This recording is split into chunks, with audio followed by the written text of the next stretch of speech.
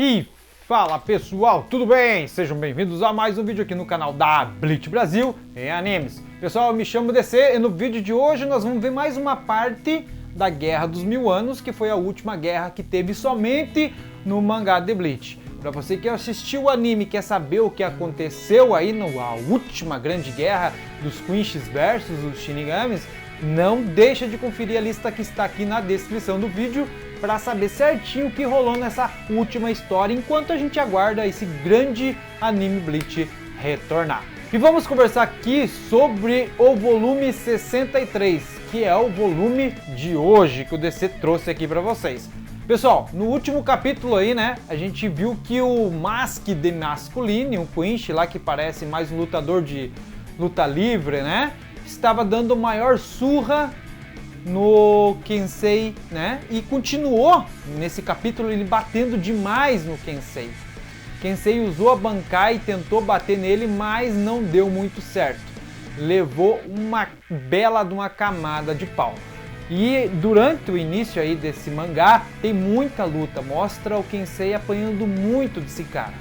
Já em seguida aparece Rose, né? Rose corta ali o bonequinho, um bichinho ali, uma espécie de anãozinho que fica torcendo para o Mask de Masculine, atora ele no meio ali, né? Já chega apavorando o pequenininho, coitado, e já usa a sua Bankai.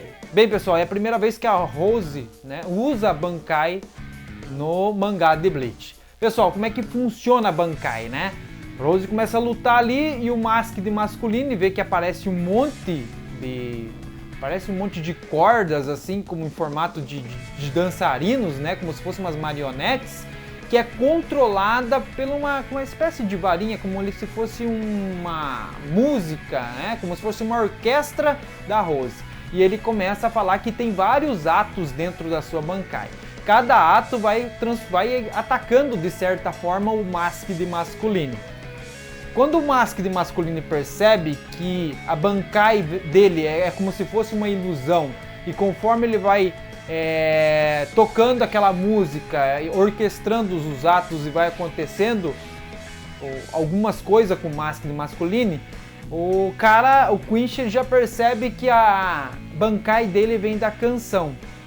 O que o Mask de Masculine faz? Simples, né? Fura os tímpanos. Ao furar ali, o efeito da Bankai da Rose cai por terra, né? Tudo que ele começa a tocar ali, nada faz efeito mais no Mask de Masculine, que dispara um belo de um beam, né, no peito ali, né, da Rose. Cara, faz um estrago, um buraco enorme, praticamente derrota a Rose com um disparo só, né? Muito mal aproveitado, por sinal, Kensei e Rose aí nessa luta contra os Quinches.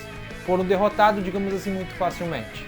Então, a Barai Range, que estava lá com a Divisão Zero, chega ao exato momento que os dois são derrotados, né?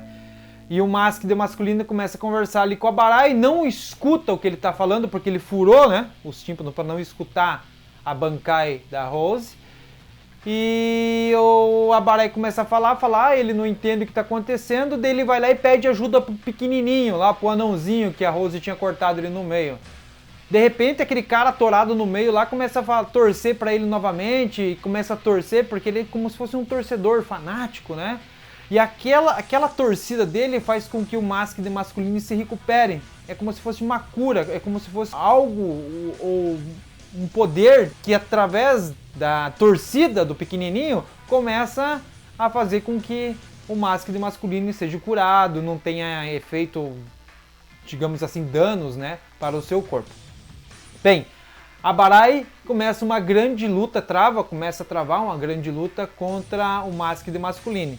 Começa a colocar o Mask de Masculine numa maior pressão, digamos assim, né?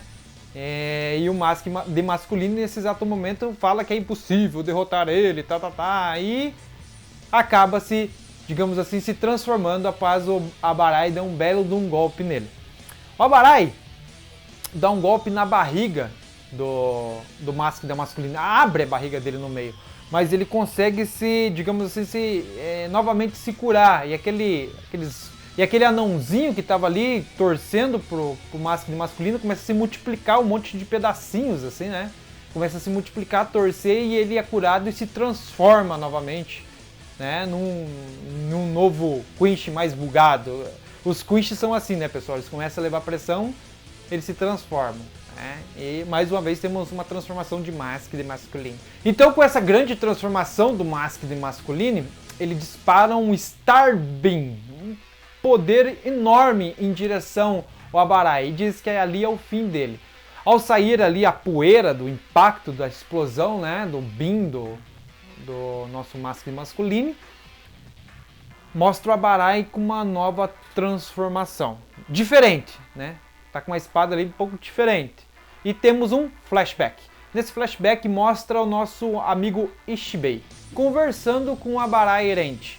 E ele tá olhando para a espada do Abarai e o Abarai olha para ele olha para o Abarai, né? E o Ishbei diz: Renji, o nome da tua espada não é essa. Deu o Abarai errante. Como assim o nome da minha espada não é essa? O que você está dizendo? Digamos assim que a sua espada não contou o seu nome completo para você. Vai ver que ela não acreditava em você, Abarai. Do Abarai. Mas como isso é possível? Daí o nosso Ishbei explica que o Rei das Almas concebeu ao Ishbei o poder de dar nome a todas as coisas existentes. O Ishbei explica que ele que criou o nome da Bankai, ele que criou o nome da Shinkai e de todos os poderes existentes na Soul Society.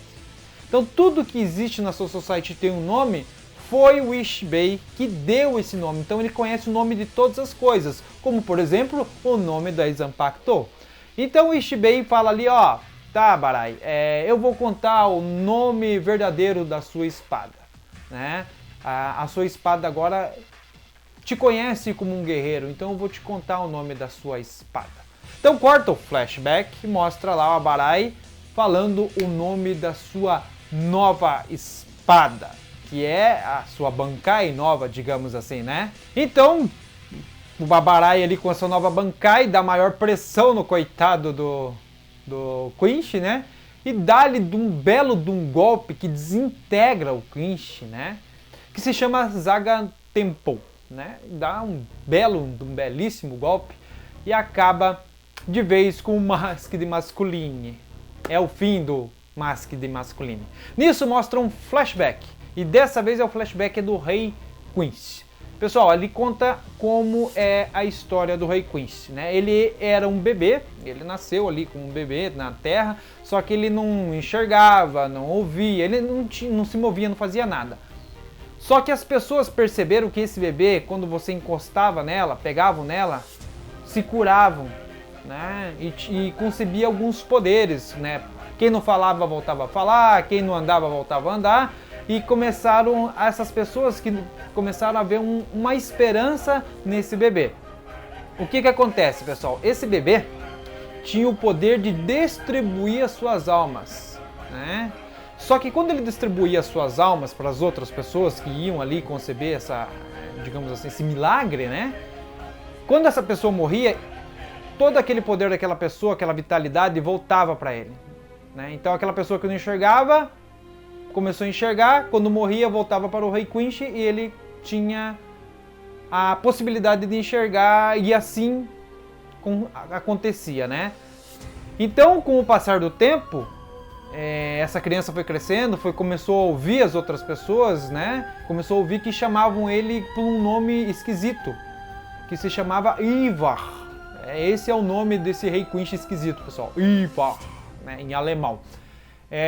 Que era, na verdade, um deus local, né? Como ele concebia tais poderes, né? E conseguia gravar dentro da alma das pessoas a cura, ou sei lá, algo que as pessoas necessitavam naquele exato momento, só que as pessoas a partir daí tinham um tempo de vida menor ou morria rapidamente, né? Mesmo tendo esse milagre do Rei Quinch, e voltava para o corpo dele. Então ele tinha o poder de distribuir as almas e também de coletá-las novamente quando o portador morria. Daí nesse exato momento, como o Masked masculino morreu, voltou para o corpo do Rei Quinch.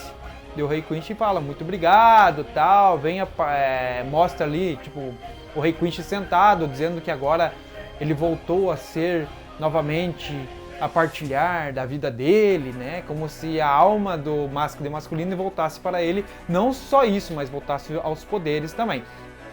E o Rei Quinch também fala naquele exato momento que ele estava 100% purificado, ou digamos assim, estava com todos os seus sentidos, poderes novamente intacto. Nisso, o Ishida tá meio que dando lá um migué, bombeando, né, o Rei Quinch, porque o Rei Quinch tá numa sala lá descansando, como se estivesse dormindo, né? Julgran já chega intimando, o que você tá fazendo aí, Ishida? O que você tá olhando aí? O que você perdeu aí? E o Julgran explica, né, que o Rei Quinch concebe uma letra com poder para cada Quinch, e a partir dali eles estão todos conectados. Quando o Ishida morrer, ou qualquer um deles morrer, o poder, tudo aquilo que estava naquela alma Quinch vai pertencer ao Rei Quinch. E o Rei Quinch sempre vai ter que fazer isso porque ele precisa de novas almas para não voltar a perder os sentidos novamente. É interessante, né? Então ele sempre precisa de guerra, sempre precisa de poderes, como o Julgran explica ali para o Ishida naquele exato momento. O Ishida fica meio assim, tipo, meio de cara, falar credo, mas é realmente assim que funciona. E é realmente assim que funciona se tratando do Rei Quinch ali, né? Então após a luta do Abarai, mostra a Rukia, porque a Rukia veio com o Abarai lá da Divisão Zero, né? Que fizeram um grande treinamento, né, com as suas bancais, e a Rukia está indo ali em direção para ajudar o pessoal. E dá de cara com quem? O Asnod, que foi quem derrotou o Kuchiki Byakuya e roubou a Bankai dele, né? Só que ela não possui mais a Bankai porque o Urahara deu aquele... Lembra daquela pílula lá? Então o Asnod não tem mais o poder da Bankai do Kuchiki Byakuya. Então o Asnod começa a enfrentar a Rukia e começa a pregar o medo na alma da Rukia. Na verdade, ela tenta pregar o medo na alma da Rukia. A Rukia diz que não tem medo de nada, pois ela está praticamente morta. O Asnod fala assim que é impossível, ninguém tem como estar morto, ou estar lutando, ou ter medo. Todo mundo tem medo, né? Daí a Rukia explica que o estado da espada dela está abaixo de zero. Como assim, DC?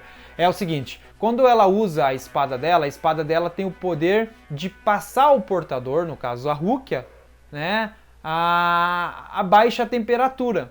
E naquele exato momento a Rukia disse que o corpo dela que as moléculas do corpo dela estavam conectadas à espada e com a temperatura estava tão baixa, tudo que a espada tocava ou ela tocava, né, iria ter, digamos assim, abaixo a temperatura, ia parar um corpo humano. Então ela fala que a partir daquele congelamento do corpo dela, das células, das moléculas, então era impossível o poder do Asnod fazer efeito nela. Então a Rukia ataca lá o Asnod, que congela, né?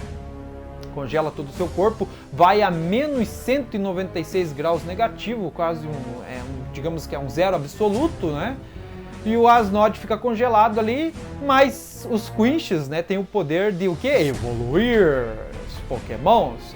E o Asnod evolui novamente, quebra ali aquele gelo e começa a lutar novamente com a Rukia. E a Rukia fica assustada por o Asnod ter se recuperado ali tão facilmente do ataque dela. Nisso aparece quem? O Kuchiki Byakuya, que chega ali, dá uma lição de moral na Asnod e na Rukia e diz que a Rukia está preparada para lutar com as Asnod. Digamos assim que o Kuchiki Byakuya dá uma ajudinha ali para o ego da Rukia. A Rukia fica toda contente com o irmão dela, como sempre, né?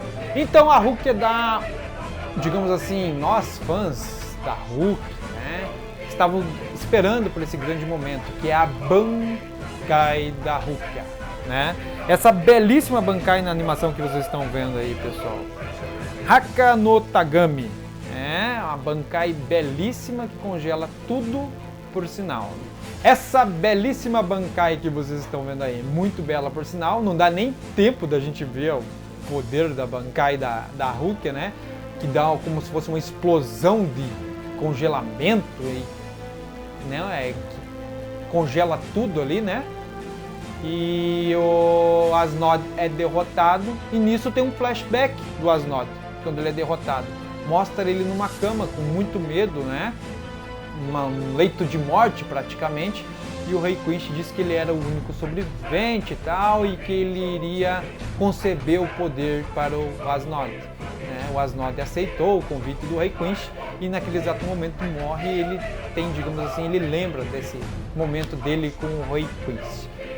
O Kuchik Byakuya chega ali na Rukia e fala que é uma belíssima Bankai, só que a Rukia tem que aprender ainda a controlar, é uma Bankai perigosa, mas é uma belíssima Bankai, e realmente é uma Bankai muito bela. E imagine, pessoal, isso em animação, que maravilha que vai ficar, né?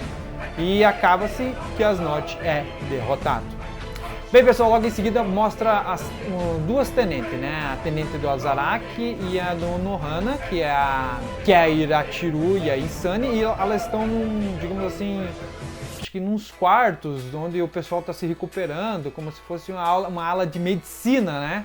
E a Irachiru foi atrás de alguns equipamentos médicos para a Isane, e a Isane disse que eles levaram sorte de não ter chegado nenhum Quinch até aquele exato momento, mas ela